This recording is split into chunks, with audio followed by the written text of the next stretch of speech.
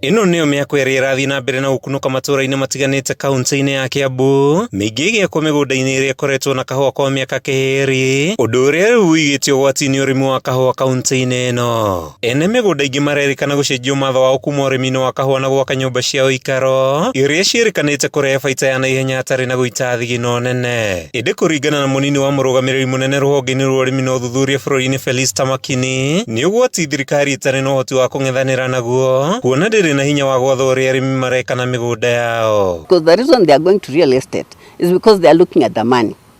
And so if we prove that having this production it also gives them money in the pocket, then they'll still remain with the coffee.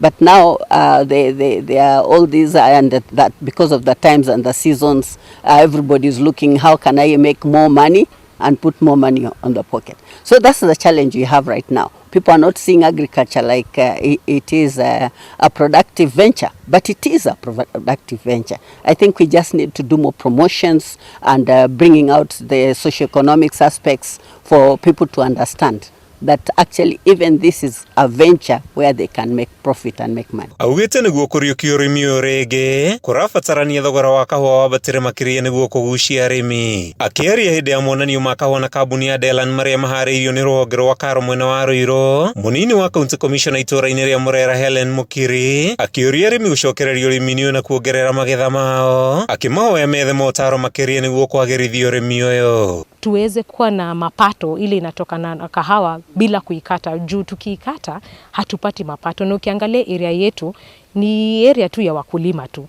So juu hii area yetu iko hivi, itabidi tuweze kukubali sisi ni wakulima na tuendelee kupata ujuzi ile inatolewa hapa, ndo tuweze kupata hiyo mapato na tuingie kwa hii industry ya kahawa vizuri, venye inaweza tuelimisha watoto wetu, inaweza tufanya tuishi ile maisha tungependelea. Dagitari Elijah Gicoro kuma rũhonge-inĩ rwa ũthuthuria wa kahũa akĩũria mbeũ njĩthĩ kũhĩmbĩria ũrĩmi wa kahũa ĩrĩ ta njĩra ya kwĩmathĩra ũboco rĩrĩ wagi wa mawĩra ũthiĩte na mbere na kuongerereka. We have a lot of youth coming up and they are performing very well.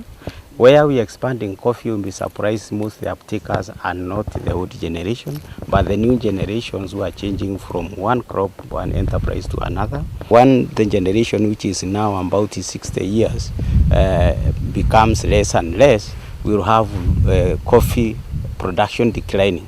We will have coffee production increasing, but not necessarily in the same system as it was being done in 1970s and 80s. Kumana na ũtemo wa kahũa matũra-inĩ marĩa makuhĩrĩirie mataũni, anyiti itemi aya marauga ataramu nĩ mambĩtie kwenjera kũrĩa kũngĩ kahũa kangĩkũrio bũrũri-inĩ, kuona ũrĩmi ũyũ nĩ ũmwe ũrĩa ũrehagĩra bũrũri mbeca makĩria kumana na wendia wa kahũa mabũrũri-inĩ mangĩ. Handũ-inĩ ha Kameme TV kuma Ruiru kaunti-inĩ ya Kiambu, rĩtwa rĩakwa nĩ Matthew Ndung'u wa Mbũgua.